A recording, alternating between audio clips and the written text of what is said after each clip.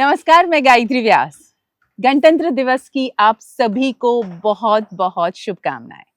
गणतंत्र दिवस हमेशा हमें उन बातों की याद दिलाता है जिस पर आज हमारा देश चल रहा है। जी हाँ, आज ही के दिन हमारा संविधान लागू हुआ था और संविधान की जब बात निकलती है तो हमेशा हर एक व्यक्ति ये सोचता है कि हमारे अधिकार इसी दिन तय हुए थे। अधिकार हमेशा हर व्यक्ति याद रखता है, मगर जब बात आती है कर्तव्य की तो शायद हम पीछे हट जाते हैं। और यही वजह है कि हर साल 26 जनवरी को हम अपने आप को याद दिलाते हैं कि जो हमें अधिकार मिले हैं उसी के सामने हमारा कर्तव्य क्या है, हमारी जिम्मेदारी क्या है हमारे देश के प्रति। तो मैं एक छोटी सी बात बता के इस कार्यक्रम की शुरुआत करूंगी। मेरे साथ में बहुत सारे स्टूडेंट्स जुड़े हैं कुछ मुद्दों पर बात करने के लिए, मगर सबसे पहले मैं अधिकार की बात करूंगी कि हमारे अधिकार क्या है। कुछ मुद्दे ही मैंने चुने हैं, जिसमें है समानता का अधिकार, दूसरा है स्वतंत्रता का अधिकार, शोषण के विरुद्ध बोलने का अधिकार हमारे पास है, धार्मिक स्वतंत्रता का अधिकार हमारे पास है, संस्कृति और शिक्षा संबंधी अधिकार और संवैधानिक उपचारों का अधिकार। ये सारे अधिकार भारत के सभी नागरिकों के लिए हैं। अब बात करती हूं कर्तव्य जिम्मेदारियों की। हमारी जो जिम्मेदारियां हैं, जो हमारे मौलिक कर्तव्य हैं, हमारे जो संविधान की रचना हुई 42 संशोधन की बात अगर हम करें तो अधिनियम में 10 मौलिक ऐसे कर्तव्यों की बात की गई है जिसमें हम बतौर नागरिक हमारे देश के लिए क्या कर सकते हैं उसके बारे में बताया गया है। संविधान का पालन करना सबसे पहला हमारा कर्तव्य है, हमारी जिम्मेदारी है। राष्ट्रीय झंडे का आदर करना, हम हमेशा राष्ट्रीय ध्वज फहरा तो देते हैं, हमारे घर आंगन ऑफिस में लगा तो देते हैं, मगर उसका सही तरीके से रख रखाव करना हम शायद भूल जाते हैं। स्वतंत्रता संग्राम के आदर्शों का अनुसरण, अभी कोई आदर्श नहीं है, शायद हम देश में देख ही रहे हैं। राष्ट्र की संप्रभुता की रक्षा करना, ये बहुत ज्यादा बड़ी जिम्मेदारी है हमारे हिस्से में। देश की रक्षा करना, सामान्य भाईचारे को प्रोत्साहित करना, इसके बारे में मैं बहुत डिटेल में बाद में बात करूंगी, मगर ये मुद्दा भी बहुत दिल को छूता है हमेशा। हमारी विरासत का संरक्षण करना, पर्यावरण की रक्षा करना। जहां हम बैठे हैं ये इतनी खूबसूरत जगह है, इसीलिए इस जगह को हमने चुना। क्यों? क्योंकि हमें पर्यावरण से नजदीक ले जाती है ये जगह।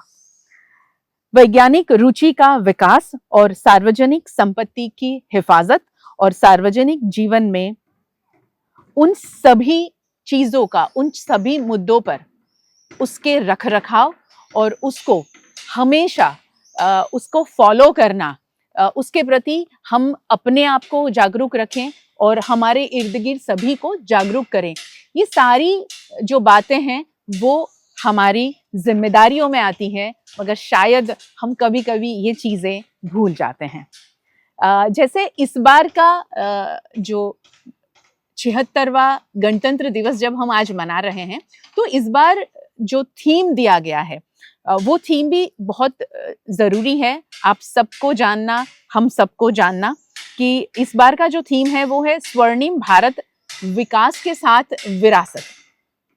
तो ये जो विकास के साथ विरासत की बात है ये बहुत ज्यादा जरूरी है। ये सिर्फ थीम इस बार तय किया गया है, डिक्लेयर किया गया है, और ये थीम सिर्फ कागज पर न रह जाए, उसके बारे में भी हम सबको कोशिश करनी होगी। कैसे, वो मैं बाद में बताऊंगी। अब हम शुरू करेंगे ये वार्तालाप। जैसे मैंने पहले ही बताया था कि मेरे साथ बहुत सारे स्टूडेंट्स जुड़े हैं अलग अलग विभाग से, वडोदरा शहर MS यूनिवर्सिटी और नवरत्ना यूनिवर्सिटी से।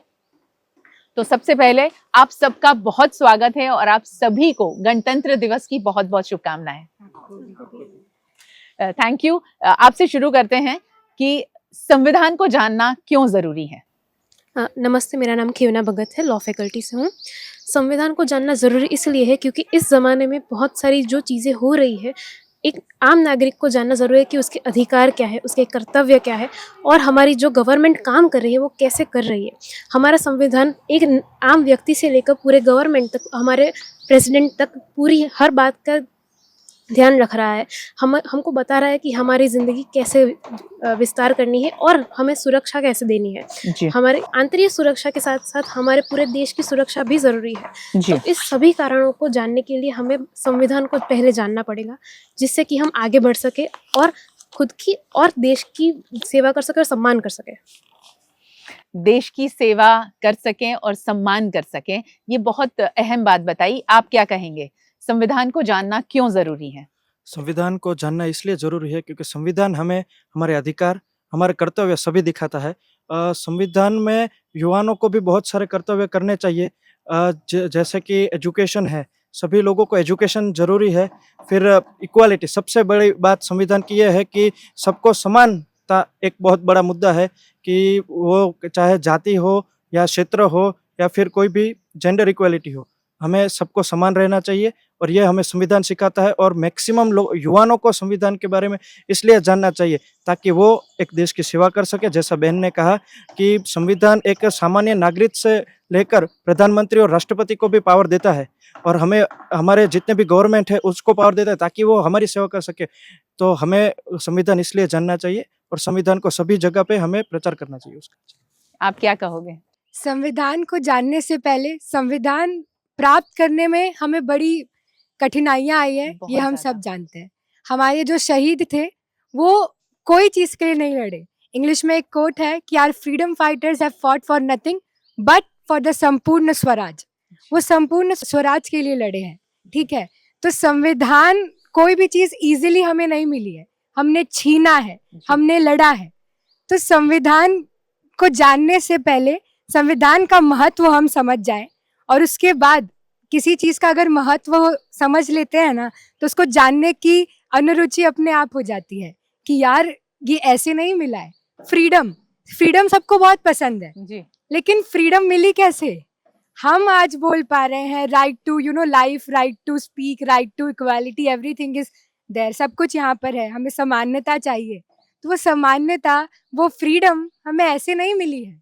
कई सारे शहीदों ने बलिदान दिया है, कई सारे लोगों ने सफ़र किया है, वो बहुत सारी कठिनाइयों से गुजरे हैं। तो संविधान को जानना उतना ही इम्पोर्टेंट है जितना उसका इम्पोर्टेंस। महत्व करना और जानना बहुत ज्यादा जरूरी है। जी। आप क्या कहोगे? जैसे रिया ने कहा, महत्व जानना तो बहुत ही ज़रूरी है। साथ ही साथ संविधान को जानना भी इतना ही ज़रूरी है क्योंकि आजकल की दुनिया में इतने सारे लॉज़ आ चुके हैं और इसको जानने से ही जो आम आदमी है उसको पता चलेगा उसके हक के बारे में कि वो किसके लिए लड़ सकता है, किसके लिए नहीं लड़ सकता। क्योंकि प्रधानमंत्री से लेके प्रेसिडेंट तक उन सबको राइट्स है अपने हक के लिए लड़ना, जैसे ही आम आदमी को भी हक है अपने राइट्स के लिए लड़ना। और ये सब संविधान ही सिखाता है। संविधान ने ऐसे नियम लागू किए गए हैं आम आदमी के लिए भी। सो संविधान को जानना इक्वली इम्पोर्टेंट है सबके लिए। मैं Gautam, faculty of arts, department of political science से। जैसे कि मैम ने कहा कि संविधान को जानना क्यों ज़रूरी है, तो सबसे पहले मैं इस सवाल का उत्तर संविधान क्या है ये बताने से शुरू करूँगा। तो मैं कॉन्स्टिट्यूएंट असेंबली में जैसे ये डिबेट शुरू हुई थी तब संविधान के जो हमारे जो मेंबर्स थे उन्होंने क्या कौन-कौन से निर्णय जो लिए उसके लिए उन्होंने क्या डिबेट मतलब जो निष्कर्ष निकाला उससे पहले संविधान क्या है वो बताने के लिए जब डॉक्टर भीमराव अंबेडकर उन्होंने सबसे पहले कहा था, जो लाइन वो मैं कोट करूँगा कि the constitution is not a mere lawyers document, it is a vehicle of life and its spirit is always the spirit of the as.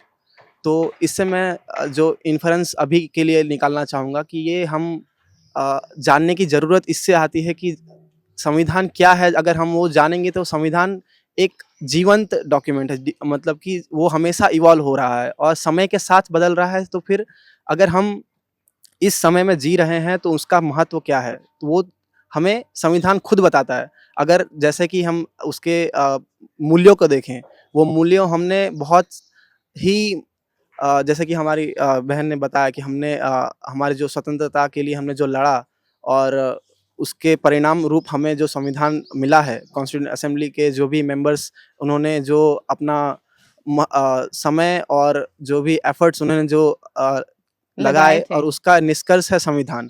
और संविधान के जो वैल्यूज़ हैं वो हमारे एंशिएंट समय जैसे कि बहुत ही मतलब प्राचीन समय के जो हमारे वैल्यूज़ थे उसको एम्बॉडीड मतलब साथ में लेकर और जो भी हमारे कंटेम्प्रेरी वैल्यूज़ हैं जैसे कि हमारे अभी रिपब्लिक जैसे हम आज रिपब्लिक डे है तो फिर रिपब्लिक का मतलब गणतंत्र जैसे उसका जो वैल्यू है उसको हमने साथ में लेकर जो संविधान का रचना किया है जो एक जैसे हम हमें सबको ही पता है कि हमारा संविधान जो पूरे विश्व में सबसे लंबा संविधान है जिससे कि हम हमारी जो डाइवर्सिटी इन द सेंस कि हमारे जो नेशन पूरे पूरे देश में इतनी विविधता है उन सारे सबको एक साथ लेकर देश को कैसे आगे बढ़ें और उसकी प्रगति के लिए और साथ ही साथ जो समाज है और जो लोग हैं समाज के उनके उत्थान के लिए कैसे आगे बढ़ा जाए इसके लिए हमें संविधान को जानना बेहद ज़रूरी है। बहुत ज़रूरी है कि हम संविधान को जानें और उसे फ़ॉलो भी करें। कैसे फ़ॉलो हो रहा है उसके ऊपर बाद में आएँगे। आप क्या कहोगे, क्यों ज़रूरी है संविधान को जानना? नमस्कार, मैं कीर्ति हक्के लॉ फैकल्टी महाराजा साजिराव यूनिवर्सिटी से। तो हमें संविधान जानना इसीलिए ज़रूरी है क्योंकि जितने भी कायदे बनाए गए हैं हमारी सरकार ने, वो एक भी कायदा संविधान के विरोध में नहीं हो सकता है। संविधान के चेक और संविधान से रिलेटेड ही वो होना चाहिए। एक भी अगर कायदा अगर संविधान के विरोध में है, तो वो कायदा निकल सकता है। तुम और किसी भी नागरिक को अगर कुछ भी दिक्कत आ रही है किसी भी कायदे को लेके तो वो हमारी जो भी अंदर प्रोसेस दिया गया है उसको फॉलो किया जा सकता है। इसीलिए हमें संविधान को जानना बहुत ज़रूरी है। आप क्या कहोगे? नमस्कार, मेरा नाम सिया है। मैं फैकल्टी ऑफ लॉ की स्टूडेंट हूँ। संविधान सिर्फ एक लीगल डॉक्यूमेंट नहीं, एक विधि कानून पुस्तक नहीं, ये एक जीवंत साधन है। संविधान समाज में रह रहे लोगों को समानता से, स्वतंत्रता से और गरिमा से रहने का अधिकार देता है। वह उनको उनके मौलिक राइट्स, फंडामेंटल राइट्स प्रोवाइड करता है, समाज को अनुशासित रखता है। संविधान को अगर कहा जाए तो ये अनेकता में एकता का सूत है। मेरे हिसाब से संविधान को जानना इसलिए सबसे ज़्यादा ज़रूरी है। कहते हैं कि इंसान सांस लेके ज़िंदा रह सकता है, खाना पानी के साथ ज़िंदा रह सकता है, लेकिन उसको जीने के लिए राइट्स का होना भी बहुत इम्पोर्टेंट है। और संविधान हमें वो सारे मौलिक राइट्स, वो सारे फंडामेंटल राइट्स देता है।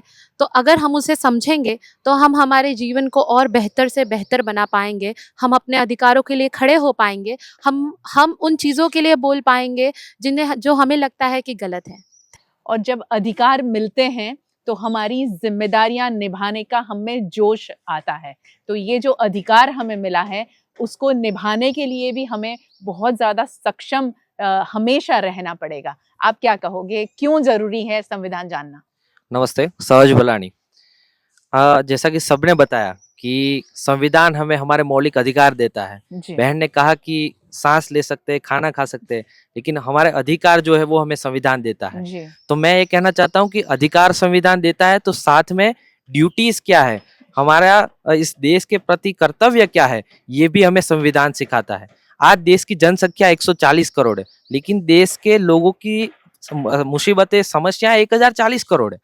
तो आज जब हम सरकार से कहते हैं कि हमारे ये राइट्स हैं, हमारे ये मौलिक अधिकार है, तो उसके सामने हमारी ड्यूटीज भी है। आज ये देश, ये संविधान हमें ये भी बताता है कि यदि आप हमसे राइट मांगते हैं तो हमारी इस देश के प्रति ड्यूटीज हैं।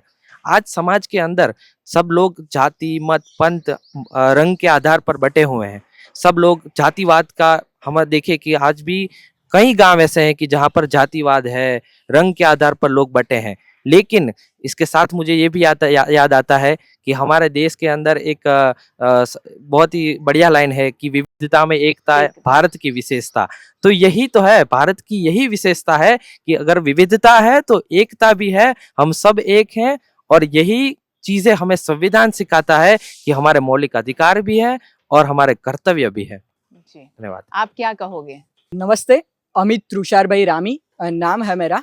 और जैसे सभी लोगों ने आगे बताया कि संविधान हमारे लिए कितना महत्वपूर्ण है, तो आज का एक उदाहरण देकर आपको बताना चाहता हूं कि जैसे हमें पता चला कि साधारण से साधारण नागरिक को और प्रेसिडेंट तक को जो पावर देता है वो संविधान है, जो ताकत देता है वो संविधान है। आज हम छोटे से छोटी घड़ियाल भी लेते हैं, मतलब एक वॉच भी लेते हैं, तो उसके साथ एक यूजर मैन्युअल आता है। जैसे आगे बहन ने बताया कि हमें आज़ादी ऐसे ही नहीं मिल गई थी, पर जब मिल गई तो उस देश को चलाना कैसे है और लोगों को साथ में मिलकर आगे कैसे बढ़ना है। आज हम सभी लोग हैं जो विश्वगुरु, भारत को विश्वगुरु बनाने का सपना देख रहे हैं, पर उसको किस राह से विश्वगुरु बनाएंगे वो जो बताता है वो संविधान है। किस तरह संविधान का पालन हो, ये बहुत ज़्यादा ज़रूरी है।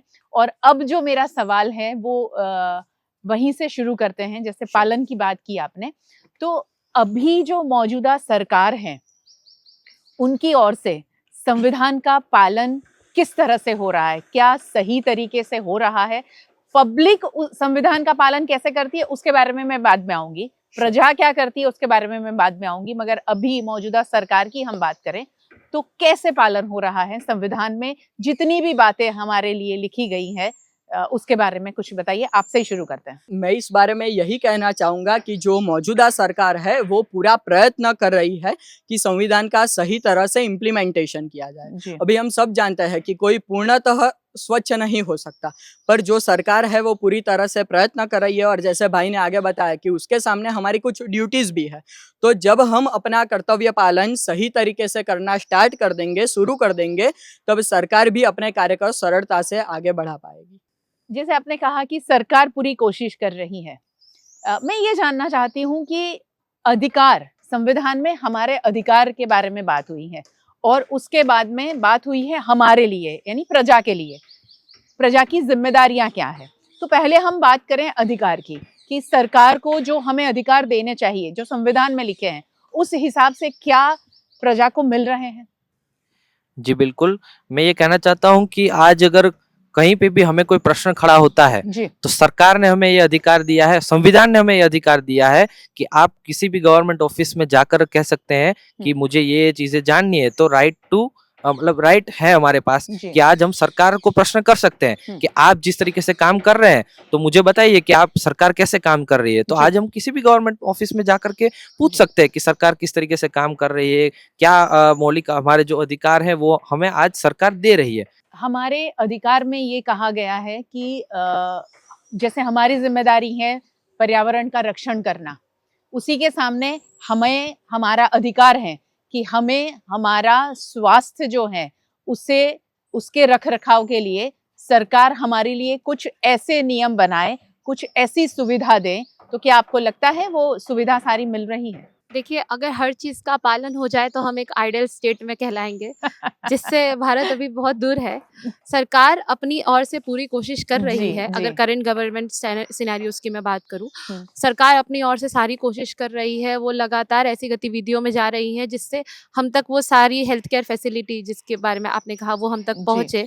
लेकिन कहीं ना कहीं मेरे विचार में मुझे लगता है कि आज भी इस चीज़ में हम पीछे रह जा रहे हैं। हमको जितने हेल्थ केयर राइट्स हम तक पहुंचने चाहिए, शायद उतना पूरा हम तक नहीं पहुंच रहा है। पर हाँ, मेरे को ये ज़रूर दिख रहा है कि धीरे धीरे ही सही, लेकिन हम प्रगति इस क्षेत्र में कर ज़रूर रहे हैं। प्रगति कर रहे हैं। 76वां गणतंत्र दिवस हम मना रहे हैं और अभी भी हम प्रगति कर रहे हैं। आपके पास आऊंगी। ये बात हुई स्वास्थ्य की, अब हम शिक्षा की बात करें तो शिक्षा का अधिकार क्या हर बच्चे तक पहुंचा है? जी, शिक्षा का अधिकार अभी फ़िलहाल अमेंडमेंट के द्वारा आर्टिकल 21A के द्वारा राइट टू एजुकेशन वर्ष 6 से 14 साल के बच्चों को फ्री एजुकेशन मिलना जारी किया गया है। उनको प्राथमिक शिक्षण देना ये सरकार की जिम्मेदारी है जी। किंतु ये जो हायर एजुकेशन है उसका अभी भी प्रबंध नहीं किया गया है। और जो प्राथमिक शालाएँ हैं हमारी, जो गवर्नमेंट स्कूल्स है, उनके अंदर भी अभी इंफ्रास्ट्रक्चर की काफ़ी कमी है।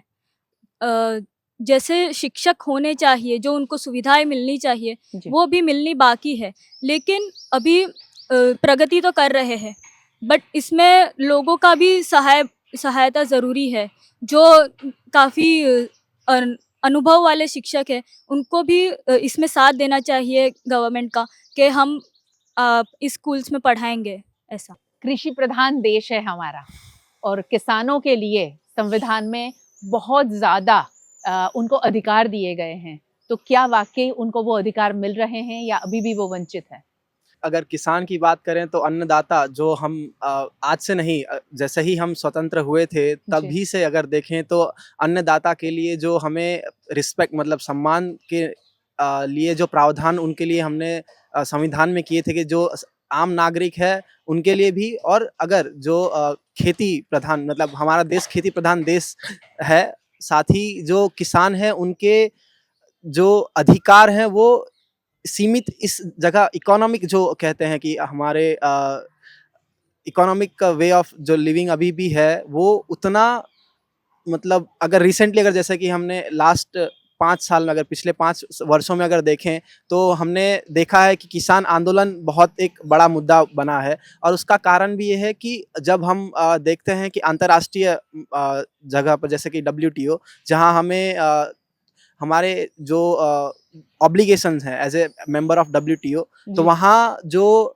प्रावधान है वो थोड़ा कॉन्ट्राडिक्ट करते हैं हमारे देश में जो प्रावधान जो डिमांड किए जा रहे हैं किसानों द्वारा। जी। जैसे कि अभी रिसेंटली फिर से एक बार किसानों का जो मुद्दा है फिर से एक बार कहें तो मतलब एक बार फिर से उन्होंने उठाया है और WTO अभी के भी आंदोलन अगेंस्ट जारी है। एग्जैक्टली मैम, जी। तो उन्होंने फिर से मतलब उन्होंने आवाज़ अपना बुलंद किया है, क्योंकि उन्हें लगता है कि अगर हम इंटरनेशनल ट्रीटीज़ को अगर हम ध्यान में रख के अगर जी। हमारे जो नेशनल रिक्वायरमेंट्स है अगर उसे हम अगर नज़रअंदाज करेंगे हुँ। तो वो थोड़ा एक उनके लिए मजबूर मतलब वो मजबूर हो जाएँगे इंटरनेशनल ट्रीटीज़ के अगेंस्ट में। तो जी, जी। इसीलिए उनका जो डिमांड है कि WTO से हमें वापस ले लेना चाहिए हमारी मेंबरशिप। लेकिन मेरा जो अंडरस्टैंडिंग है कि किसानों को भी एक समझना चाहिए कि अगर हम कोई प्रोड्यूस अगर पैदा कर रहे हैं तो हमें इंटरनेशनल मार्केट की ज़रूरत है, और अगर इंटरनेशनल मार्केट में अगर हमें रहना है, अगर हमारे प्रोडक्ट्स हमें बेचने हैं तो हमें WTO में अपना मेंबरशिप कंटिन्यू करना पड़ेगा। तो इसीलिए जैसे कि हमारे external affairs minister S Jaishankar वो भी बहुत प्रयास कर रहे हैं कि नेगोशिएशन हो WTO के साथ, और हम एक परमानेंट सॉल्यूशन लाने का एक माध्यम खोज रहे हैं, जिससे कि किसान का जो मुद्दा है उनके जो डिमांड्स हैं वो भी हम कैटर कर सकें, और साथ ही जो इंटरनेशनल हमारे ऑब्लिगेशंस हैं रिस्पेक्ट टू WTO वो भी हम फुलफिल कर सकें। तो साथ ही मतलब संविधान का जो हमारा किसानों के प्रति जो हमारे अधिकार उनको दिए गए हैं वो बहुत ही एक महत्वपूर्ण विषय है। बहुत महत्वपूर्ण विषय तो है ही है, मगर उसी के साथ साथ में एक बात यहाँ मैं ये भी कहूँगी कि इंटरनेशनल मार्केट की जो बात होती है तो वो तो सही है। चलिए आपका मुद्दा जो आपने उठाया ये बहुत सही बताया कि हमें वहाँ कंटिन्यू करना चाहिए, हमारी मेंबरशिप वहाँ कंटिन्यू होनी चाहिए, वो ये बहुत सही है। मगर जब देश में रहते हुए उन किसानों को अपने हक के लिए लड़ना पड़ रहा है जो रूटीन हक है, मैं इंटरनेशनल मार्केट की बात नहीं कर रही हूँ, उनको जो बिचौलिए उनके लिए बहुत उनका सिरदर्द हमेशा बने रहे हैं, बरसों से ये प्रथा चली आ रही है, उस पर लगाम क्यों कस नहीं पा रही है सरकार, ये भी एक बहुत अहम मुद्दा है। किसानों के प्रति कुछ न कुछ ऐसे नियम बनाए जाए और संविधान को सही तरीके से अगर फॉलो किया जाए, लागू किया जाए, तो हमारे जो किसान हैं उनको अधिकारों के लिए इस तरह से हमेशा लड़ना ना पड़े, आत्महत्या करनी ना पड़े। आपसे मैं ये जानना चाहूँगी कि समानता की बात हमारे संविधान में बहुत ज़्यादा ये कहेंगे कि बहुत ज़ोर देकर कही गई है कि और विविधता में एकता की बात हमारा देश अच्छे से जानता है और पूरा विश्व अच्छे से जानता है। इसके बावजूद हमारे देश में समानता के प्रति आज भी उतनी ही जद्दोजहद चल रही है। तो आपका क्या मानना है, क्या इसमें युवा पीढ़ी यानी कि आप कुछ नया कर पाओगे? जी ज़रूर। अभी जो समानता के बारे में बात चल रही है, मतलब बहुत सालों से बात चल रही है कि समानता मिलनी चाहिए सबको, इक्वली राइट्स मिलने चाहिए। जी। कहीं ना कहीं सरकार बहुत प्रयास कर रही है अपने एंड से और हो भी रहा है, बट स्टिल कहीं भी अभी भी जो रूरल एरिया से हमारे ग्रामीण इलाके हैं जहाँ पे अभी भी वही इक्वालिटी के लिए जो भाग दौड़ चलती है, जो फाइट चलता है, वो अभी भी जारी है। बहुत सारे जगह पे भी हम महाराष्ट्र की बात करें, बिहार, यूपी की बात करें, वहाँ पे भी अभी भी जो अ, ग्रामीण इलाका है वहाँ पे बहुत फाइट होता है कि उनको इक्वालिटी दलित के हिसाब से उन्हें ट्रीट किया जाता है, उन्हें अछूत ट्रीट किया जाता है। सो सोशल मीडिया अभी जो बहुत ज़्यादा एक वेपन है आज की जनरेशन का और आज के 21st सेंचुरी का। सो इसके माध्यम से भी बहुत सारी चीज़ें बदल रही है और बदलनी चाहिए, क्योंकि इक्वालिटी एक ऐसा मुद्दा है जो सबके लिए इक्वल रहना चाहिए, किसी को ज़्यादा नहीं और किसी को कम नहीं आंकना चाहिए। सो ये जद्दोजहद होनी चाहिए और गवर्नमेंट इस पे बहुत प्रयास कर रही है। हालाँकि एक्ट्स भी निकाल रही है, जिस पे मूवीज़ भी बनती है कि लोगों को अवेयरनेस फैले, जो इलिटरेट लोग हैं उनको लिटरेसी मिले कि क्या आर्टिकल्स है उसके लिए, क्या लॉज क्रिएट किए गए हैं। सो इसी भागदौड़ के बीच इक्वालिटी के लिए कभी हमें पीछे नहीं पड़ना चाहिए और हमें भी एज अ सिटीज़न कहाँ पे भी हमने देखा कि अगर इनइक्वालिटी या कुछ भेदभाव हो रहा है, सो हमें भी as a citizen, as a Indian country के लिए हमें आवाज़ उठानी चाहिए और इक्वालिटी के लिए लड़ना चाहिए। आज असमानता और समानता के बीच सिर्फ और सिर्फ किसी भी जाति भेद को लेकर जो चल रहा है वो बरसों से चल रहा था, आज भी चल रहा है। जर्नलिज्म के स्टूडेंट हैं आप, पर्यावरण की बात करूंगी आपसे। पर्यावरण संरक्षण के लिए संविधान में जितना कहा गया है वो शायद बहुत सही तरीके से समझाया गया है, मगर आज शायद वो बातें लोग भूल गए हैं। छोटी छोटी क्रिया करके हम पर्यावरण का संरक्षण कर सकते हैं, मगर वो नहीं हो रहा है। तो उस पर आप क्या कहोगे? आपने जब ये बोला ना तो मेरे दिमाग में एग्जाम्पल आया। जी। मेरे सर ने मुझे ये पढ़ाया था, ये एग्जाम्पल बड़ा सटीक उन्होंने मुझे बताया कि हम किसी के घर जाते हैं, ठंडी का माहौल चल रहा है तो इतनी प्यास नहीं लगती है, तो अगर हम कोई भी अतिथि घर में आता है तो उसको पूरा ग्लास पानी हम देते हैं। लेकिन अगर सर ऐसा बोल रहे थे कि एज अ ह्यूमन हमारा राइट है, पर कोई बड़ा काम हमें नहीं करना है, हम छोटे छोटे से शुरुआत करेंगे तभी एक नया चेंज आएगा। हमेशा बच्चा दौड़ना नहीं सीख जाता है, गिरता है, उठता है, छोटे छोटे स्टेप्स लेता है, तब वो होता है। तो सर ने ये हमको वो पढ़ा रहे थे, पर्यावरण के बारे में ही वो हमको पढ़ा रहे थे, तो कहा कि you don't have to fight. पर वो क्या करते हैं, वो जब सामने जाते हैं ना तो वो कह देते कि मेरे को आधा ग्लास पानी ही देना। अगर हम सब जानते हैं कि ठंडी का माहौल है तो सबको प्यास तो नहीं लगेगी, लेकिन एक फॉर्मल जेस्चर होता है कि पानी देते हैं। अगर हम आधा ग्लास अतिथियों को दें तो कहे कि यार ये तो कंजूसी कर रहा है, पानी पिलाने में भी कंजूसी कर रहा है। पर वो सही मायने से कंजूसी नहीं है। गर्मी का होगा तो हम 2-2 ग्लास आपको देंगे, लेकिन ठंडी है हम पानी जूठा करके रख देते हैं, वो इस्तेमाल ही नहीं आएगा। उसका भी इस्तेमाल कर सकते हैं, आप आपके घर में पेड़ पौधे हैं तो वो लगा सकते हैं। ये बहुत छोटा सा एग्जाम्पल मेरे दिमाग में आया कि एज अ नागरिक, सिटीजन ऑफ आवर कंट्री, हमें छोटी छोटी शुरुआत करनी चाहिए। हमें संविधान ने बहुत सारी चीज़ें बताई है, लेकिन हर सिक्के के 2 पहलू होते हैं, अच्छा और बुरा। तो अच्छे के साथ चलते हैं, छोटा छोटा स्टेप्स लेते हैं और हम क्या कंट्रीब्यूट कर सकते हैं उस पर ध्यान देते हैं। Thank you. सुपर्ब, बहुत सही बात बताई। और इससे मुझे एक बात बहुत ज़्यादा याद आ गई कि डॉक्टर अनिल काने सर, जो MS यूनिवर्सिटी के वाइस चांसलर रह चुके हैं, उनका नियम था, अगर आप उनके घर जाते हैं, वो नहीं रहे अभी तो, उन्होंने तो ग्लास ही इतने छोटे रखे थे कि आपको पानी दिया जाए उतना ही दिया जाए जितना आप पीना चाहते हैं। अगर आपको ज़्यादा प्यास है तो आप दोबारा भर सकते हैं। मगर तो ये छोटी छोटी कोशिशें मुझे ऐसा लगता है कि हमें बहुत स्ट्रॉन्ग देश प्रेमी बना सकती हैं। आप क्या कहोगे? पर्यावरण की यहाँ बात निकली है, हमेशा हम दोष देते हैं इंडस्ट्री को, है ना? और अगर इंडस्ट्री नहीं होती तो हमारे देश का ग्रोथ नहीं हो सकता है। तो इकोनॉमी के ग्रोथ के लिए इंडस्ट्री भी उतनी ही ज़रूरी है, मगर उसी के सामने अच्छा स्वास्थ्य अगर हमें चाहिए तो पर्यावरण भी उतना ही ज़रूरी है। तो आप क्या सोचते हैं, क्या प्रयास होने चाहिए, हमारी जिम्मेदारी क्या है? जी, मेरे हिसाब से जितनी भी इंडस्ट्रीज हैं जी। तो उनमें एक नियम होना चाहिए कि इतना ही कचरा आप फैला सकते हैं या इतना ही आप प्रदूषण कर सकते हैं, या फिर कोई ऐसी टेक्नोलॉजी, अभी टेक्नोलॉजी का युग है तो जी। टेक्नोलॉजी भी बदल सकती है कि जिससे कुछ भी फिल्टर हो सके या रीयूज हो सके ऐसा वाटर जो जी। वेस्ट वाटर होता है। और जो भी इंडस्ट्री होती है, मैं कच्छ से आता हूँ, कच्छ में बहुत सारी इंडस्ट्रीज हैं और कच्छ में मैंने एक चीज़ देखा है कि जो फैक्ट्रीज होती हैं तो फैक्ट्रीज के बाहर उनको नियम है कि जितनी बड़ी फैक्ट्री उतने ज़्यादा वो प्लांटेशन करे, जी। ज़्यादा से ज़्यादा वो ट्री प्लांटेशन करते हैं ताकि उससे पर्यावरण को भी फायदा है और उनका भी अच्छा दिखता है, इंडस्ट्रीज का भी। जी। और इंडस्ट्रीज जितने भी है उनको अभी तो नियम ही ऐसे आए हैं और रेट्स भी पड़ती हैं कभी कभी कि ज़्यादा प्रदूषण होता है। जी।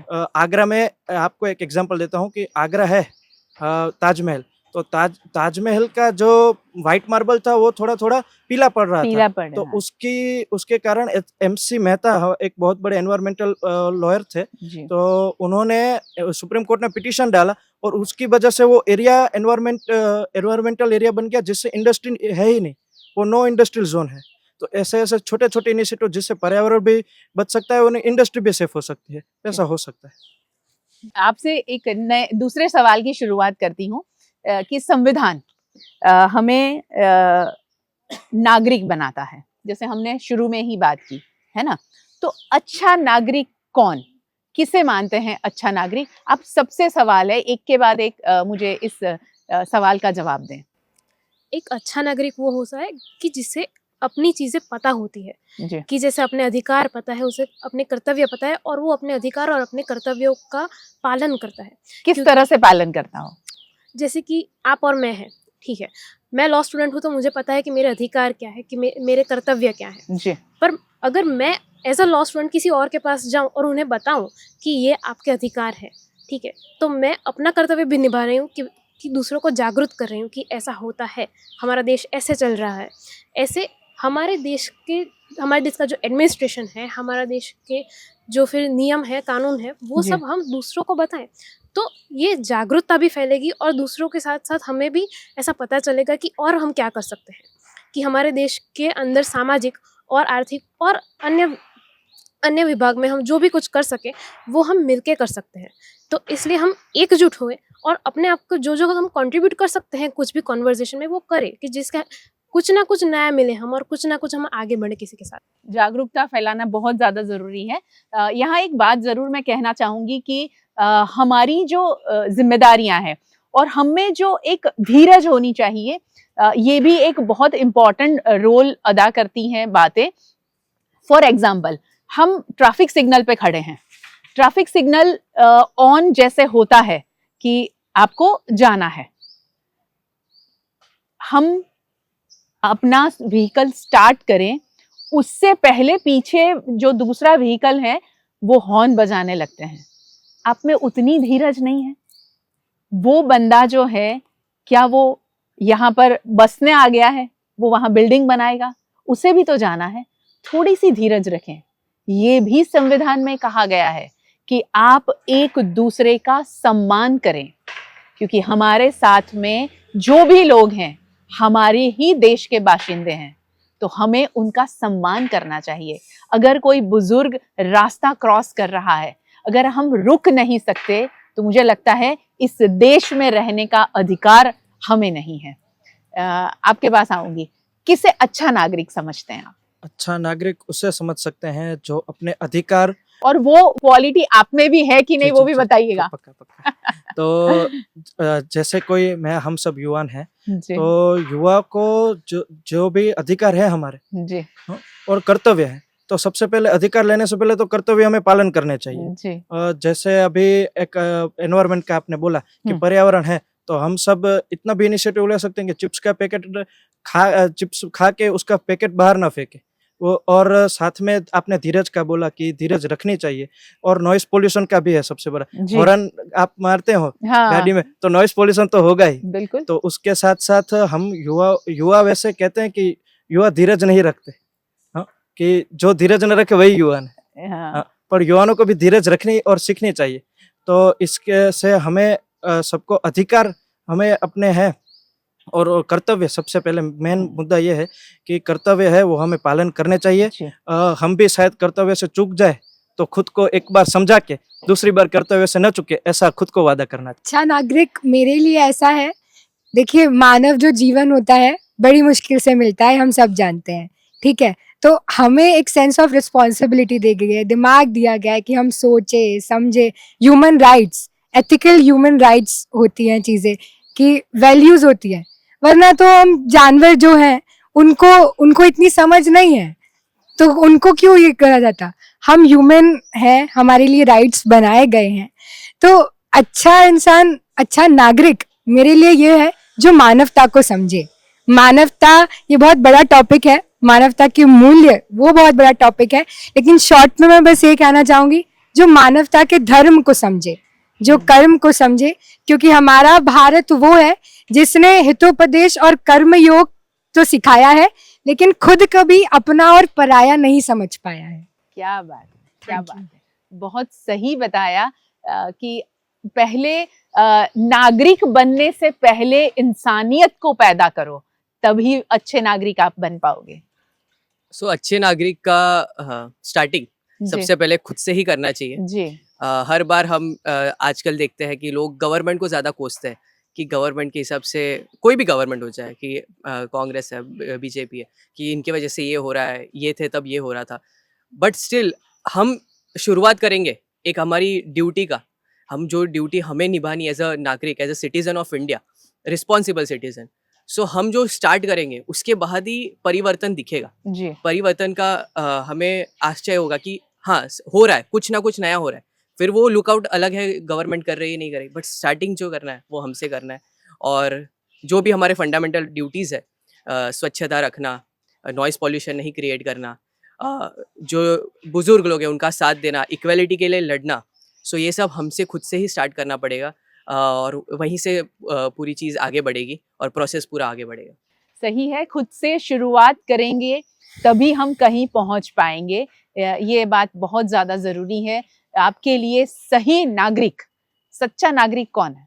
सच्चा नागरिक के लिए अगर फिर से मैं कॉन्स्टिट्यूशन का प्रावधान को यूज़ करूँगा, उनका जी। उससे बताना चाहूँगा कि जैसे हमारा कॉन्स्टिट्यूशन जो पार्ट 2 जो सिटीजनशिप की बात करता है, जो हमें एक नागरिक बनाता है, और नागरिक होना क्या है वो उसका भी उसमें उल्लेख है, मतलब उसमें बताया गया कि अगर आप नागरिक हैं तो आपको क्या अधिकार मिल रहा है। जैसे पार्ट 3 है वो फंडामेंटल राइट्स हमें बता रही है, तो उससे हमें हमें मिल रहा है अधिकार। तो वो अधिकार क्यों है? क्योंकि आप नागरिक हैं, और अगर आप नागरिक हैं तभी आपको अधिकार मिल रहे हैं। तो वो अधिकारों को अगर आपको अवेल करना, मतलब उसका अगर आपको अगर बेनिफिट अगर लेना है तो आपको उसके लिए जो उसके जैसे कहते हैं कि अधिकार, जो एक सिक्के के दो पहलू होते हैं, अधिकार के साथ में कर्तव्य, तो जी। वही हमें फिर से फंडामेंटल ड्यूटीज जो आर्टिकल 51A के सब क्लॉज जो टोटल 11 हैं, तो वो हमें फुलफिल करना बिल्कुल ज़रूरी। क्योंकि अभी अगर आप देखें जो सोशल मीडिया है या फिर अगर कोई भी प्लेटफॉर्म अगर हम देख रहे हैं, इवन ऑफलाइन ऑनलाइन, तो हमें ज़्यादातर हमें अपने अधिकारों की बातें करते हुए लोग मिल जाएंगे। उनको अवेयरनेस थोड़ा बहुत अधिकारों के बारे में हुआ कि ये मेरे अधिकार हैं, बट उनको उनके जो कर्तव्य हैं उनका थोड़ा सा मतलब जिम्मेदारियां सही तरीके से निभाई जाए अधिकार लेने के लिए, जरूर जरूर, है ना। बिल्कुल। पिताजी से हम सारी चीजें मांग तो लेते हैं, और एक उम्र तक पिताजी के सहारे हम लोग काफी सारी चीजें करते भी हैं। उसके बाद में हमारे घर के लिए, हमारे परिवार के लिए जो हमारी जिम्मेदारियां हैं वो कैसे अच्छे से निभाते हैं, वैसे ही देश के लिए भी हमारी जिम्मेदारियां जो है वो निभानी चाहिए। एक एग्जांपल खाली मैं ऐड करना चाहूँगा। जैसे कि रिसेंटली एक सुप्रीम कोर्ट में एक जजमेंट जैसे चीफ जस्टिस ने दिया था, उसमें उन्होंने कहा था कि अगर आपको राइट टू लाइफ आर्टिकल 21 का अगर आपको बेनिफिट चाहिए, तो आपको आर्टिकल 51A का जी, जैसे कि उसमें जो टॉपिक था वो था राइट टू एनवायरनमेंट। तो उसमें उन्होंने यही कहा कि अगर आपको स्वच्छ हवा चाहिए तो आपको भी प्रदूषण नहीं फैलाना है। हाँ, तो वो हमारा फंडामेंटल ड्यूटी का पार्ट है, और साथ ही साथ स्टेट की रिस्पॉन्सिबिलिटी है, directive principle of state policy, उसमें भी आर्टिकल 48A, जिसमें सरकार की जिम्मेदारी है कि वो सभी नागरिक को एक स्वच्छ वातावरण प्रदान करे।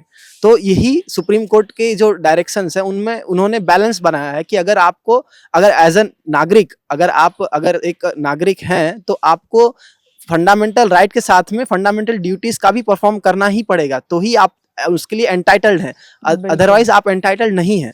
तो ये एक है अवेयरनेस जो आम नागरिक को होना जरूरी है, और वो नागरिक जो इसके अवेयर हैं, सिटीजन हैं और वो कर्तव्य कर रहे हैं, तो वही एक सच्चा नागरिक सच्चा नागरिक है आपके हिसाब से। सच्चा नागरिक, आप अ, खुद कितने सच्चे नागरिक? जी इसका जवाब मैं ये कह के कहना चाहूँगी कि मेरी मातृभाषा मराठी है और हमें एक प्रार्थना में एक ऐसा वाक्य है कि उसके अंत में एक वाक्य है कि माणसाने माणसासी माणसा समवागणे, मतलब इंसान को इंसान से इंसानों की तरह रहना चाहिए। बट हमें इससे थोड़ा आगे बढ़ के इंसानों से ही नहीं बट जानवरों से, पेड़ पौधों से, और जितने भी हमारे जीवन में जितने भी तत्व है, जितने भी जैविक और नॉन जैविक चीज़ें हैं हमारे जीवन में, उन सभी से हमको सही तरीके से बर्ताव करना चाहिए। किसी भी चीज़ का हमें व्यर्थ वेस्ट नहीं करना चाहिए, क्योंकि हमें ये सोचना चाहिए हमेशा कि अगर वो चीज़ हम किसी से बुरा बर्ताव करते हैं या कुछ भी हम नियम का पालन नहीं करते अगर, तो हमें ये भी सोचना चाहिए कि अगर हमारा ही, क्योंकि हमें ये स्कूल में पढ़ाया गया है कि rights and duties are two sides of the same coin. कोई भी राइट किसी भी ड्यूटी के बिना नहीं होता है। अगर हम हमारी ड्यूटी नहीं फॉलो कर रहे तो किसी ना किसी का राइट वहाँ पे हनन हो रहा है उस चीज़ का। तो हमें ये भी देखना चाहिए कि अगर हम उस इंसान की जगह पे होते तो क्या हमें अच्छा लगता कि हमारा ये राइट नहीं रहता। आज मैं अगर कचरा फैला रही हूँ तो किसी ना किसी का एनवायरनमेंट खराब हो रहा है, तो हमें इस बात का ध्यान देना चाहिए। और आप भी वैसे ध्यान देती हैं? जी मैम। जी। तो मेरे विचार में एक सच्चा नागरिक, एक अच्छा नागरिक, और मैं अपने आप को भी रखना चाहूँगी, वही होते हैं जो हमारे नैतिक मूल्यों को समझे, हमारी ड्यूटीज़, राइट्स जो भी हमारे संविधान में दिया है उसे समझे, और वो ना सिर्फ खुद के मूल्यों को समझे और वो दूसरे के मूल्यों का आदर भी करे, कि वो दूसरे के किसी भी नैतिक मूल्यों का या ड्यूटी का वायलेशन नहीं करे, मतलब उनको परेशान नहीं कर रहे किसी तरीके से। जैसे आज का दिन देखा जाए तो आज 26 जनवरी है, लेकिन मान लीजिए आज संडे है, किस्मत से 2 छुट्टियां हमारी चली गई, लेकिन मान लीजिए कि आज अगर 26 जनवरी किसी मंडे के दिन होता है या ट्यूसडे के दिन होता, कि हम में से कितने लोग उठ के सुबह गणतंत्र दिवस मनाने जाते, आधे से ज्यादा देश अपना एक छुट्टी मना रहा होता या फैमिली ट्रिप पे होता। तो ये भी एक सच्चे नागरिक की निशानी नहीं है। आज भी कहीं गए ही होंगे फैमिली ट्रिप पे, क्योंकि सैटरडे संडे हैं तो बोले कि चलो लॉन्ग वीकेंड हो गया। और उसी के साथ जैसे हम कहते हैं कि हमको सबको वोट करना चाहिए, संविधान हमें एक राइट टू वोट देता है जिससे हम हमारी सरकार खुद बना सकते हैं, लेकिन अगर पिछले इलेक्शन का देखा जाए तो पूरे देश में सिर्फ 67% की ही वोटिंग हुई, बल्कि हम में से कितने कम लोग हैं जो जाके वोट देना हमारा एक नैतिक, एक मूल्य, एक फंडामेंटल राइट है, एक हमारा अधिकार है जिसे पूरा करना चाहिए। तो मेरे विचार में एक सच्चा और अच्छा नागरिक वही होता है जो अपने मूल्यों को, अपने राइट्स को, ड्यूटीज को समझे, उन्हें फॉलो करे, उन्हें पूरा करे, और साथ ही साथ दूसरों का भी सम्मान करे। ये बहुत सही आपने मुद्दा छेड़ा है, दूसरों का सम्मान करना। हम तो, मैंने एक जिक्र किया कि आप किसी का सम्मान करें, धीरज रखें, उसी के साथ साथ में हमारे वहाँ ये बहुत इम्पोर्टेंट रोल हमारा है, हम सबका, कि हम एक व्यक्ति का सम्मान करें, वैसे ही उसके धर्म का भी सम्मान करें। हम क्या करते हैं, हम जिस धर्म के हैं बस वही धर्म हमारा सबसे बेहतरीन और सबसे बढ़िया धर्म है। दूसरों का धर्म है उसको हम हमेशा नीचा देखते हैं, उससे कम आंकते हैं।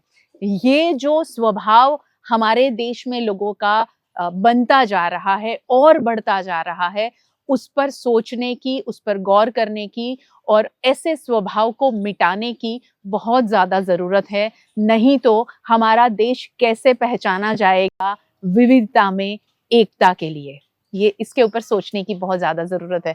आप क्या कहोगे, एक सच्चे नागरिक की परिभाषा क्या है? बिल्कुल, मैं एक उदाहरण से आपको बात बताना चाहूंगा। जी। जैसे एक सिंपल उदाहरण है, हम लोग चाय पीने जाते हैं, चाय की टपरी पे हम लोग बैठते हैं, चाय मंगाते हैं और चाय आती है तो हम लोग क्या बात करते हैं कि सरकार को ये करना चाहिए, सरकार को वो करना चाहिए। अरे ये नहीं, ये किया होता तो बहुत सही होता। फिर क्या करते हैं, जैसे 10 मिनट में चाय खत्म हुई, वही पेपर कप फोल्ड करके नीचे फेंक के निकल जाते हैं। जी। क्यों? दिख रहा है कि सामने डस्टबिन है, लेकिन हमें उठकर वहां डालने में भी दिक्कत आती है, इतना भी कष्ट हम नहीं ले पाते। अब जिस सरकार की हम लोग पूरे समय चर्चा करते हैं, वो सरकार तो जब रोड बनाती है तो हमारा ही फेंका हुआ कचरा उसके नीचे डालती है। जी। जब हम लोग फैक्ट्रीज की बात करते हैं तो फैक्ट्रीज पे रूल्स एंड रेगुलेशन डाल के सरकार तो अपना काम कर ही रही है, लेकिन हम क्या कर रहे हैं? जैसा मैंने स्टार्टिंग में कहा कि हमारी ड्यूटीज हैं, तो वही ड्यूटीज भी हमारे संविधान हमें ये भी बताता है कि हमारी ड्यूटीज क्या है। जैसे हम सिग्नल की बात करें तो सिग्नल पे जैसे अगर ट्रैफिक है और अगर हवलदार नहीं खड़ा है तो हम लोग तोड़ के चले जाते हैं। क्यों? ये हमारी ड्यूटी नहीं है। तो ये चीज भी समझनी चाहिए। आज यहाँ बैठ करके हम लोग कहते हैं कि विदेश के अंदर तो नीति नियम बहुत है, विदेश में तो रूल्स और रेगुलेशन बहुत है, लेकिन हमारे यहाँ भी है, हम फॉलो नहीं करते हैं। तो फॉलो करना सीखना पड़ेगा। और वो कौन करेगा? वो सरकार आके के बोलेगी, फिर 5,000 दंड लेगी तो हमको दिक्कत होती है कि सरकार लूट मचा रही है, 5,000 ले रही है, 10,000 ले रही है। अरे पर वो 5-10,000 तब ले रही है जब तू सिग्नल तोड़ के गया है, तो वो सिग्नल तुझे ही नहीं तोड़ना है। वो भी तो संविधान बताता है कि सिग्नल नहीं तोड़ना है। नहीं जब तोड़ना। तू संविधान पे बताता है कि ये हमें संविधान हमारा राइट है, हमें इतना तो मिलना ही चाहिए, हम सरकार से ये कर सकते हैं, वो पूछ सकते हैं, तो तू सरकार को पूछ तो सकता है, लेकिन तुझे कुछ देना भी पड़ेगा। ये भी संविधान हमें सिखाता है। जी। तो ये छोटी छोटी चीजें हैं, वहीं से शुरुआत करनी पड़ेगी। तब मुझे लगता है कि इस देश को अगर सोने की चिड़िया वापस बनाना है, अगर हम देश को 2047 में विकसित भारत का सपना देख रहे हैं, तो विकसित भारत के सपने के अंदर एक मौलिक अधिकार तो है ही, लेकिन कर्तव्य भी है। इस चीज को मैं मानता हूँ। अच्छा और सच्चा नागरिक। अच्छा और सच्चा नागरिक इस पे मेरी राय इतनी ही है कि आगे जैसे सबने बताया, तो सबने प्रॉब्लम्स बताए कि हमें ये करना चाहिए, वो करना चाहिए, या सरकार से हमें दिक्कत आती है। मैं सिर्फ एक ही बात बताना चाहूँगा कि सिर्फ हंगामा खड़ा करना हमारा काम नहीं, ज़रूरत ये है कि सूरत बदलनी चाहिए, और हम वो कैसे बदलेंगे ये भी हमारा पॉइंट ऑफ व्यू है। तो हम जब बात करते हैं तब बात करते हैं कि हमें नया क्या करना चाहिए, पर हमें ये भी सोचना चाहिए कि हमने पुराना क्या गंवाया है। जैसे भाई ने बताया कि हमें इस देश को फिर से सोने की चिड़िया बनाना है। लाइक हमारा भारत देश है वो पहले सोने की चिड़िया था, तो फिर हमें उसी तरफ पे ले जाना है, तो उसी राह को पकड़ना पड़ेगा।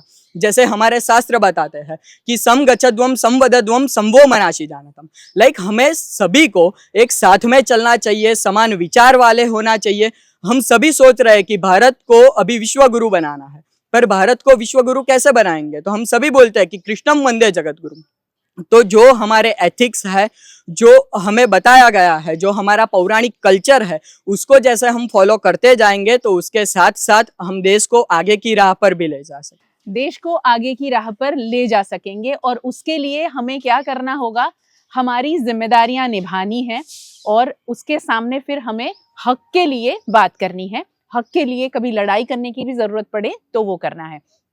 अब एक बहुत अहम मुद्दा छेड़ने जा रही हूँ, मगर उसमें मुझे आपका वन लाइनर चाहिए। हम 15 अगस्त हो और 26 जनवरी देश के बारे में बात करते हैं।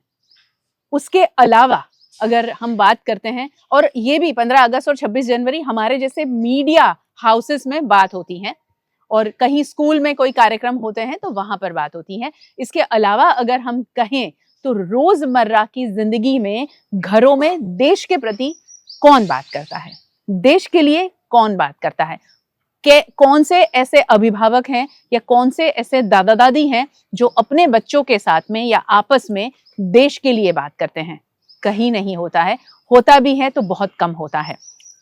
तो आप सबसे यही सवाल है कि घरों में बात करने के लिए क्या होना चाहिए? मैं चाहती हूं कि जितने स्टूडेंट आज यहाँ बैठे हैं वो सभी एक तो एक मैसेज दें कि घरों में देश के लिए क्या बात होनी चाहिए और क्यों होनी चाहिए।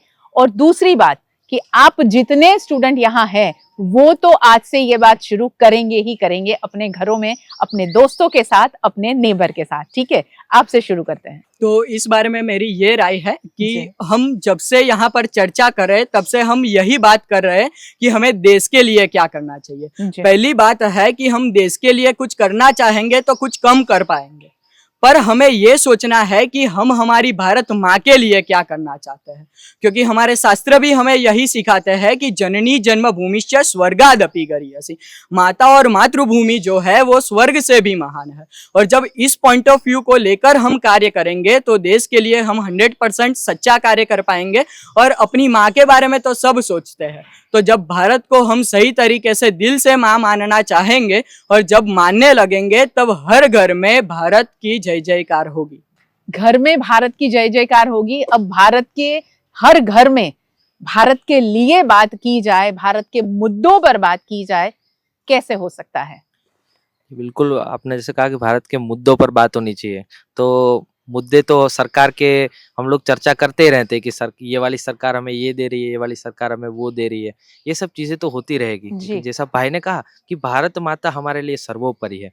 हम सब जैसे मैंने स्टार्टिंग में कहा कि विविधता में एकता, सब चीज़ें भारत के अंदर है, लेकिन एकता की बहुत ज़रूरत है, बहुत आज भी ज़्यादा। एकता की बहुत ज़रूरत है। बहुत ज्यादा। तो सबसे पहले भारत माता हमारे लिए सर्वोपरि होनी चाहिए।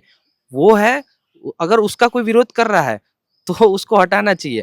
भारत माता हमारे लिए सबसे सर्वोपरि होनी चाहिए। और मुझे लगता है कि right to vote, right to equality, ये सारी चीज़ें हम लोग घर के अंदर चर्चा करें। और कहीं ऐसे मतलब जैसे हमारे माता पिता हैं तो वो पढ़े हुए नहीं है या उनको कुछ पता नहीं है, तो आज देश का यूथ जो है वो अपने घर पे ये सारी चर्चा कर सकता है, तो उनके अंदर भी सुधार आएगा। और मुझे लगता है कि यही चीज़ें करते रहेंगे तो भारत आगे बढ़ेगा, बिल्कुल आगे जी। बढ़ेगा। घर में क्या चर्चा होनी चाहिए देश को लेकर, देश के ऐसे मुद्दों को लेकर? मैं पॉलिटिशियन के बारे में बात नहीं करना चाहती हूँ, पॉलिटिक्स के बारे में बात करना कम चाहती हूँ। देश के ऐसे मुद्दों पर चर्चा होनी चाहिए कि जिस पर हम खुद एक्शन ले सकें। अगर एक बच्चा जब भी कुछ सीखता है तो वो सबसे पहले जहाँ से सीखता है वो उसका घर होता है। वो घर ही ऐसी जगह है जो उसे बताता है कि क्या सही है और क्या गलत है। हम इस देश में क्या सही और क्या गलत करते हैं वो हमें हमारा संविधान बताता है। मेरे ख्याल से हमें सबसे पहले जागरूकता फैलानी चाहिए। जब हमारे माँ बाप को पता चलेगा कि क्या फंडामेंटल राइट है, जैसे मैं बात करूँ आर्टिकल 14 की, जो राइट टू इक्वालिटी की बात करते हैं, तो जब हमारे घर में पता चलेगा कि हमें हर वर्ग को समान दर्जे में रखना है, हर किसी को समान अधिकार देना है, जब हम ये चीज़ सीखेंगे घर से तभी हम इसको बाहर इम्प्लीमेंट कर पाएंगे। और जो हम कहते हैं कि आज भी हमें समाज में भेदभाव देखने को मिलता है, वो शायद इसीलिए देखने को मिलता है कि हमें समझ ही नहीं आता है, हमारे घर वाले हमें ये समझा ही नहीं पाते कि हम एक देश में हैं, हम वर्ग और जाति में ऊपर नीचे नहीं हैं। बहुत बेसिक सी बात है। अब हम हॉस्टल में रहते हैं, मेरी रूममेट है, ब्राह्मण है वो। तो जब भी हमारी कोई चर्चा का विषय होता है तो यही कहा जाता है कि ब्राह्मण सबसे ऊपर होते हैं, फिर उसके बाद क्षत्रिय है, फिर वैश्य है और शूद्र है। पर हम ये भूल जाते हैं कि आज हम जिस जगह पर रह रहे हैं वहाँ पे ये चारों वर्ग के लोग एक साथ रह रहे हैं। तो हमारे बीच में जब ये चीज़ों का डिस्कशन हो रहा होता है, ये इसीलिए होता है क्योंकि हम घर से हमें इस चीज़ के बारे में इतना नॉलेज नहीं दिया गया है। तो सबसे प्रायोरिटी पे हमें इस चीज़ के लिए जागरूकता फैलानी चाहिए, ऐसे कैंपेन करने चाहिए। सबसे पहली बात टीवी मीडिया ये आज बहुत अहम रोल निभा रहा है, सोशल मीडिया। तो हमें सोशल मीडिया, टीवीज़ पे ऐसे चैनल लेके आने चाहिए जो हमारे फंडामेंटल राइट्स और इन चीज़ों के बारे में बात करें, जिससे ना कि हमारे पेरेंट्स को ही सिर्फ नॉलेज मिले, वो आगे जनरेशन टू जनरेशन भी पास हो। जी, जैसे सिया ने कहा कि हमें हमारे माँ बाप से हमारे परिवार से सीख मिलती है, जानने को मिलता है। बट कई बार ऐसा होता है कि हमारे बुजुर्ग को शिक्षा की प्राप्ति इतनी नहीं हुई होती है, जी। तो उनके विचार उनके जो बड़ों ने उनको जो विचार दिए हैं वो वही उनका ही अनुसरण कर रहे होते हैं। लेकिन हम शिक्षित हैं तो हमें उन्हें बताना चाहिए कि नहीं, ये आपकी सोच गलत है। और इसमें हम ज़्यादा अच्छी एक कम्युनिटी बना पाएंगे, क्योंकि हम उन्हें अच्छे से समझा पाएंगे। कोई बाहर का इंसान आके समझाएगा तो वो शायद ना भी समझे, बट हमसे वो ज़्यादा अच्छे से समझेंगे। जैसे कि काफ़ी घरों में हेल्पर्स आते हैं, काम करने के लिए हेल्पर्स आते हैं, तो उनको अलग कॉर्नर में बिठाया जाता है, खाने के लिए अलग ग्लास में पानी दिया जाता है। तो ये छोटी छोटी चीज़ें हैं जिनको हम ना करके भी बहुत बड़ा एक चेंज ला सकते हैं। जैसे कि अभी एक बीच में बहुत ज़्यादा न्यूज़ में था कि जो ज़ोमैटो की जो फाउंडर थे वो एक बार डिलीवरी बॉय बन के गए और उनको जी, लिफ्ट जी। में मना कर दिया कि नहीं ये लिफ्ट आप यूज नहीं कर सकते। जी। ऐसा जनरली कॉलोनीज में भी होता है कि जो वर्कर्स होते हैं उनको सेम लिफ्ट यूज नहीं करने देते। तो ये छोटी छोटी भी चीजें हम अगर ना करें तो भी एक काफी इंक्लूसिव सोसाइटी बना सकते हैं। इससे ही हम हमारे जो समानता का अधिकार है वो सही तरीके से हमारे समाज में फैलाया Implement जा कर सकता सकते है। हैं। और इस मुद्दे पर घरों में बात करना बहुत ज्यादा जरूरी है। और घरों में बात सिर्फ नहीं करनी है, उसे एक्शन में लाना होगा। आपने सही मुद्दा उठाया है कि हमारे घरों में हमें जो हेल्प करने आती हैं महिलाएं, उनके साथ में ये भेदभाव वाला व्यवहार हम न करें तो हमारे बच्चे वही सीखेंगे। क्या कहेंगे आप? जैसे कि घर बहन में ने क्या बात होनी चाहिए ज़रूर। देश के लिए, समानता के लिए, इक्वालिटी के लिए? ज़रूर। जैसे कि बहन ने बताया कि अगर बच्चा जैसे जन्म लेता है, तो उसके लिए कोई धर्म, उसके लिए कोई भाषा, उसके लिए कोई पंथ पहले से निर्धारित नहीं होता नहीं है। होता। लेकिन उसके जो परिवार हैं, जो समाज में वो रहता है, वो उसके लिए एक स्टैंडर्ड सेट करते हैं कि कैसे आप समाज को देखेंगे और किस नज़रिए से देखेंगे। और वो नज़रिया सेट करने का भी एक उदाहरण जैसे कि कहा बहन ने कि परिवार से ही हमें मिलता है। मूल्य मिलते हैं। और भाई साहब ने भी पहले बताया कि कैसे हमारे वैदिक कल्चर मतलब वैदिक वैल्यूज़ जो हमारे एंशिएंट इंडिया से हम पास ऑन हो रहे हैं। और उसमें भी जैसे कि हम मूल्यों की बात करें, एग्जांपल अगर दूँ मैं, तो हम कहते हैं सर्वे भवन्तु सुखिनः, सर्वे सन्तु निरामया। तो हम सभी की बात करें, सबके लिए अच्छी मनोकामना हम रखते हैं, हम उसमें किसी को एक्सक्लूड या इंक्लूड नहीं करते हैं। तो थोड़ा एक हमारा पिछला पास्ट था जिसमें हमें जो त्रुटियां हमारे जो ग्रंथों में आ गई हैं, ये उसके इंटरप्रिटेशन की में जो हुई हैं, उससे जो समाज में थोड़ा एक जो एकता का जो भाव उसमें थोड़ा कमी आया है। तो हमें फिर से उसे लाना है, जगाना जगाना पड़ेगा। है। और जी। वो जगाने के लिए हमें ये जो ओरिजिनल हमारे जो स्क्रिप्ट्स हैं, उसे हमें फिर से जो अभी रिवाइव करना कंटेम्प्रेरी होगा। कंटेम्प्रेरी जो हमारे अंडरस्टैंडिंग है, उससे हमें वापस उसको इंटरप्रेट करना होगा। और फिर वो इंटरप्रिटेशन के बाद ही फिर हमें हमारे वैल्यूज़ के बारे में पता चलेगा। जी। और फिर जो हम कहते हैं कि जो वैल्यूज़ हमारे पेरेंट्स, जैसे बहन ने कहा कि हमारे माता-पिता कभी, जैसे बहुत लार्ज सोसाइटीज़ में अभी मतलब देखेंगे तो माता-पिता अशिक्षित हैं, तो उन्हें नहीं पता होता। तो लेकिन अगर इस जनरेशन में अगर हम फिर से ब्लेम माता-पिता पे देंगे तो वो एक गलत है। हमें खुद एक दायित्व लेना है और हमें खुद ही वो क्यूरियोसिटी जगानी है कि हमारी वैल्यूज़ क्या हैं, वो हम खुद जानें। और ना ही हम किसी चीज़ पे डिपेंडेंट रहें, कोई और आके हमें समझाए कि नहीं। जैसे कि हम देखते हैं कि वेस्टर्न मीडिया बहुत ज़्यादा एक नैरेटिव फैलाते हैं जो उनके जो प्रोपेगेंडा उसको सूट करता है, हमारे नेशनल इंटरेस्ट को सूट नहीं करते हैं। जैसे कि अगर फॉर एग्जांपल अगर मैं कहूँ कि बीबीसी है, तो बीबीसी की उनकी जो रिपोर्टिंग है जर्नलिज्म में बहुत अच्छा है, बट सर्टेन टाइम्स वो एक आइडियोलॉजी को ही प्रोपेगेंड कर रहे हैं जो उनके लिए बेनिफिशियल है, हमारे लिए नहीं। जैसे कि अगर ब्रिटिश काल था, तो ब्रिटिश काल में तो वो अपने प्रॉफिट के लिए वो लोगों ने रेलवेज बनाई या फिर जो टेलीग्राफ सिस्टम उन्होंने जनरेट किया, वो उनके बेनिफिट लिए किया था, हमारे लिए नहीं किया था। तो वही चीज़ अभी हमें खुद जानना होगा कि मगर अगर ऐसे मुद्दों पर घर में बात होनी ज़रूर, हाँ, चाहिए। वही। और घर में बात होगी तभी हम बदलाव ला पाएंगे। बिल्कुल। तो आपने जैसे किसी भी न्यूज़ चैनल की बात की या जो भी इंटरप्रिटेशन चल रहा है, उस पर ना आप फोकस करें और आप उसको बिल्कुल। सही समझे, ऑथेंटिकेशन की बात कहें तो बहुत ज़्यादा सही रहेगा। हमारे जो वैल्यूज़ हमारे सोसाइटी में ऐसा नहीं कोई एक धर्म ही बता रहा है, सारे धर्म एक तरीके से एक जैसे वसुधैव कुटुंबकम की जो हम बात करते हैं, तो पूरी दुनिया को हम एक साथ लेके चलने की बात करते हैं। हम सिर्फ अपने देश की बात नहीं करते हैं। तो वैसे ही अगर हम अगर सोसाइटी में, अगर सोसाइटी के साथ में परिवार एक एज अ सिंगल यूनिट जो है और जो समाज है वो लार्जर यूनिट है, तो सभी को साथ में लेके, साथ में चल के, और जो बच्चा है उसके ग्रोथ मतलब कि जो 5 से 15 साल की जो उम्र है उनकी, जो जिसमें वो नई जो चीज़ें सीख रहे हैं, तो वही समय है जब उसको हम सही बातें सिखाएं और जो वो बचपन से वो सीखे। इनकलकेट करें, उसके बिल्कुल, लिए बिल्कुल। बताएं क्या घरों में बात होनी चाहिए देश के प्रति, हमारी जिम्मेदारियों के प्रति। जिम्मेदारों के प्रति तो सब घर पे हालांकि बात होती है, बट जी। इतनी ज़्यादा इन डेप्थ बात नहीं होती है। नहीं होती जो आप है। बात करते हैं इक्वालिटी की, सो सबसे पहले मेरे घर में तो वो चीज़ सबसे पहले होती है कि जब से खाना बनता है, सबसे पहले डिश हमारी मेड के लिए निकलती है।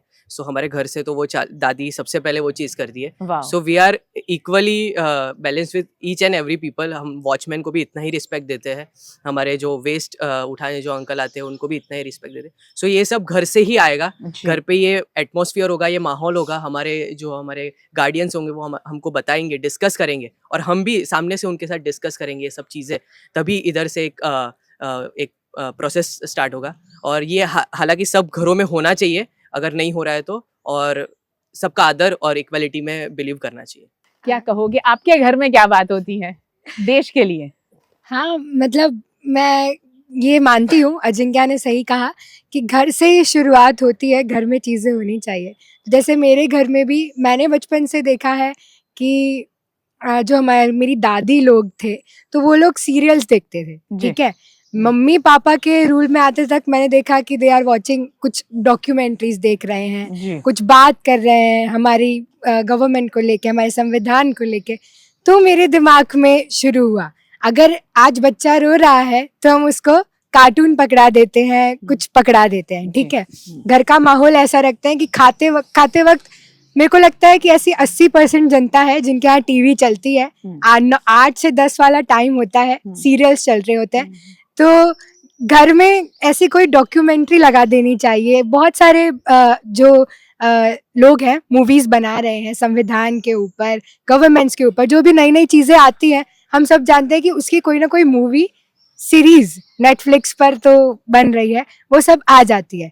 तो उसका हम जाने, हम उसके बारे में उसकी हिस्ट्री या जो भी चीज़ें करंट टॉपिक चल रहा है हम उसको जाने, तो उसके लिए इनिशिएटिव लेना चाहिए घर में ही कि वो हम टीवी पे लगाएं। जैसे संविधान करके एक डॉक्यूमेंट्री है, बहुत ब्यूटीफुल है, जी जी बहुत ब्यूटीफुल है, इतना अच्छा से दर्शाया है, आप ज़रूर देखिएगा। आज तो हमें ज़रूर वो देखना ही चाहिए, हमें अपनी हिस्ट्री पता होनी चाहिए। जी तो ऐसे ही छोटे छोटे स्टेप्स है, हमारे बच्चों को, जो छोटे बच्चे होते हैं वो निर्मल होते हैं, उनको जिस सांचे में डालो ढल जाते हैं। अगर हम उनको इसी सांचे में डालेंगे कि नहीं बेटा नेटफ्लिक्स देखो, और नेटफ्लिक्स देखना बुरी बात नहीं है, मनोरंजन जरूरी है, लेकिन साथ ही साथ में आप क्या देख रहे हैं वो भी मायने रखता है। आजकल कुछ भी देख रहे हैं, 5 साल के बच्चे से लेके 50 साल के लोग कुछ भी देख रहे हैं, मैं जेन्युइनली कह रही हूँ। तो ये जो इंटरनेट है उसका सही तरीके से हम उपयोग करें, मैं यही चाहती हूँ। घर में क्या बात होनी चाहिए देश के लिए? जी जी मैं ग्रामीण विस्तार से आता हूँ, कच्छ के। तो हमारे यहाँ घर पे ऐसी बातें हो रही हैं कि कैसे गांव का विकास हो, हमारी पंचायत का कैसा विकास हो, हमारे जिले का कैसा विकास हो, और साथ में हम इनिशिएटिव ऐसा ले सकते हैं कि हमारे घर में कोई खुशी का पल हो, कोई शादी हो या कोई भी फंक्शन हो, तो वहाँ पे हम क्या अपने परिवार को साथ में लेकर कुछ देशभक्ति की या अच्छी कोई बात कर सकते हैं। और या फिर हमारे घर में कोई शादी हो तो गिफ्ट में हम देशभक्ति की बुक दे सकते हैं। ऐसा कोई इनिशिएटिव ले और देशभक्ति की बात चालू करे तो परिवार और समाज में बहुत बड़ा बदलाव आएगा। क्या बात है, बहुत सही बात बताइए, आप क्या कहोगे? मैं जब से छोटी थी तब से मैंने अपने घर में कोई भेदभाव देखा ही नहीं है कि हमारे घर पे जो हेल्पर्स आते हैं, कि हमारे जो वॉचमैन है, किसी के साथ जो भेदभाव हुआ नहीं है। तो मुझे एज अ पर्सन कभी कभी आश्चर्य भी होता है कि ये बाहर भी होता है, मुझे पता ही नहीं था कि मेरे घर के बाहर ऐसा भी होता है किसी के साथ। तो ये जो चीज़ें हैं, अपने घर से आप जो सीखेंगे उसी सांचे में आप ढल जाएंगे। अब मेरी आदत हो चुकी है कि अब मैं अपने कॉलेज के भी जो हेल्पर्स जेनिटर्स होते हैं, मैं उनको हाय हेलो करती हूँ, उनके साथ बात करती हूँ, दिवाली पे उन पर पैर छूती हूँ। वो मेरी आदतें बन गई हैं। आप अपने बच्चों को जो आदतें सिखाएंगे वही आदतें उनको पड़ जाएंगी, क्योंकि जो सामाजिक हम नियम तोड़ रहे हैं आजकल, ठीक है, कि हमने वर्षों से जो अछूतता है और बाकी सब जो अलग अलग नियम आ गए थे समाज में, वो अशुद्धि को हमने दूर किया है, तो हम उनको वापस नहीं ला सकते। अब हम आगे करते हैं कि जो हमने जो सीखा है हमारे पेरेंट्स से, उसमें से हम अच्छी चीज़ें सीखें, कि हम दूसरों से बात करके मैंने ये सीखा है, मैंने ये सीखा है, तो आपको समझ आएगा कि आपने अच्छा सीखा है या आपने कुछ भूल से कुछ अलग सीख लिया है। तो उस सीख को हम आगे बढ़ाएं, कि जो आप अच्छी सीख रहे हैं वो आगे बढ़े, और अपने घर में बात करें कि आज ये हुआ है, आज ये हुआ है, मुझे आज ये पता चला है। अपने सैन्य बल के बारे में बात कीजिए, अपने देश के बारे में बात कीजिए, अपने नियम कानून उस सब के बारे में बात कीजिए, कि जिस सब के बारे में बात करके लोग भूल जाते हैं। जिस दिन कोई सैनिक शहीद होता है उस दिन और उसके 2 दिन बाद हम उसकी बात करते हैं, फिर हम उनकी बात करते ही नहीं है। वो नहीं होना चाहिए। वो ऐसा कुछ हमारे घर में ऐसा होना चाहिए कि हम बात करें कि ये हुआ है, हमको ध्यान देना चाहिए इस तरीके से। लगातार घर में अगर देश के प्रति और देश की हर एक छोटी छोटी चीजें हैं जिसको हम हमारे लेवल पे सुधार सकते हैं, उस पर बात होनी चाहिए। और यहाँ पर एक बात मैं जरूर कहना चाहूंगी कि सोशल मीडिया पर जितनी भी गैर मान्यताएं फैलाई जा रही हैं, उसको कभी आप फॉरवर्ड ना करें। चाहे कोई भी मुद्दा हो, कम्युनिटी को लेकर मुद्दा हो या किसी भी कौम को लेकर मुद्दा हो, वो उसका ऑथेंटिकेशन जाने बगैर आप कहीं भी फॉरवर्ड ना करें, पहली बात। दूसरी बात कि ये रील की दुनिया से रियल की दुनिया में आने की बहुत ज़्यादा ज़रूरत है। हमें हमारे ये सोशल मीडिया और डिजिटल मीडिया से बाहर निकलने की बहुत ज़्यादा ज़रूरत है, हमारे इर्द गिर्द झांकने की बहुत ज़्यादा ज़रूरत है, क्योंकि हमने ऑब्जर्वेशन बिल्कुल छोड़ दिया है। हमारा ऑब्जर्वेशन सिर्फ किसने क्या रील बनाई उसी के ऊपर है। बाजू में, अड़ोस पड़ोस में कहाँ क्या हो रहा है, हमें कुछ नहीं पता है। तो हमें उससे बाहर निकलने की बहुत ज़्यादा ज़रूरत है।